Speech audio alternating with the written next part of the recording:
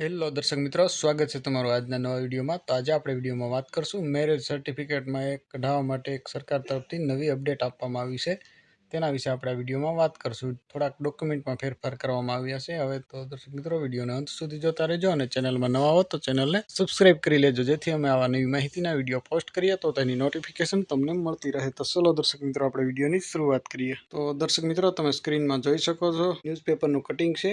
Court મેરેજનું પ્રમાણપત્ર, લગ્ન નોંધણી સર્ટિફિકેટ મેળવવા માન્ય રહી શકશે. લગ્ન વિધિ સહિતના કેટલાક પુરાવા રજૂ કરવામાંથી મુક્તિ આપવામાં આવી છે. તો કયા પુરાવામાં મુક્તિ આપવામાં આવી છે તેની આપણે આ વિડીયોમાં વાત કરીએ. 24 લગ્ન નોંધણી કાયદો હવે ફરજિયાત છે, પરંતુ કોર્ટમાં મેરેજ કરનારા પુરાવા રજૂ કરવામાં થાકી જતા હોય છે. આવા કાનૂની રજીસ્ટર મેરેજ કરનારા યુગલો હવે ફેરા ફર્યા વગર જ મેરેજ સર્ટિફિકેટ મેળવી શકશે, જેના માટે અમુક નિયમોની અમલવારી જરૂરી છે. અમુક સરકારી નિયમોમાં મેરેજ સર્ટિફિકેટ ફરજિયાત રજૂ કરવાનું હોવાથી કોર્ટ મેરેજ કરનાર યુગલોએ ફરજિયાત ફેરા ફરવા પડે છે, તેના પુરાવા રજૂ કરવા પડે છે. કોર્ટ મેરેજ કરેલા યુગલો સમૂહ લગ્ન અથવા ગાંધર્વ વિવાહ કરી મેરેજ સર્ટિફિકેટ માટે અરજી કરતા હોય છે, જેના લીધે આ પ્રકારના યુગલો દ્વારા મનપાના લગ્ન નોંધણી વિભાગમાં આ બાબતે પૂછપરછ કરવામાં આવતી હતી અને આ યુગલો હેરાન થતા હતા. તેથી આરોગ્ય વિભાગ દ્વારા હવે લગ્ન નોંધણી સર્ટિફિકેટ માટે કોર્ટનું સર્ટિફિકેટ માન્ય રહેશે તેમ જણાવવામાં આવ્યું છે. આ ઉપરાંત લગ્ન નોંધણી માટે રજૂ કરવાના થતા વર કન્યા તેમજ તેમના પરિવાર સહિતના પુરાવાઓ ફરજિયાત રજૂ કરવાના રહેશે, તેમજ કોર્ટ મેરેજ વખતે યુગલે